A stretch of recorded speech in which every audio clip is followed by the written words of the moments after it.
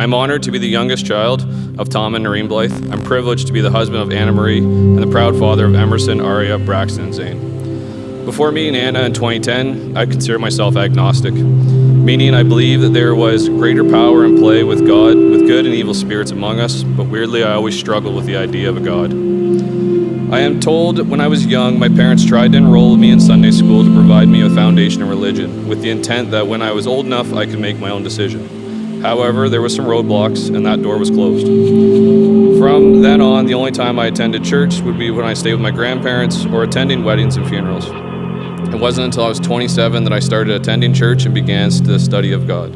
Throughout most of my life, I've had a very negative outlook towards organized religion for two reasons. One was due to the negative actions taken by groups throughout history, claiming their actions in the name of God. The second reason, I never felt I was good enough, that I crossed too many lines and essentially I was too damaged to be accepted. I always perceived church people to be better than me, and that they all together as they dressed up in their best clothes once a week. However, in that time, I have been attending church. I've come to realize that people attending are like me, broken or struggling in some form or another, or looking for healing.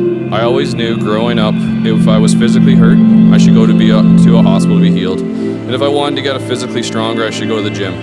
Still, I might think that one later. Well, I have come to realize that attending church and putting my trust in Jesus is the better way for me to heal and strengthen my soul. I do not have any profound godly moments like Moses receiving God's instructions from the burning bush, or like Daniel stepping in a cave with hungry lions and surviving. To tell the truth, I'd be happy if I do not have to live through trials of that magnitude.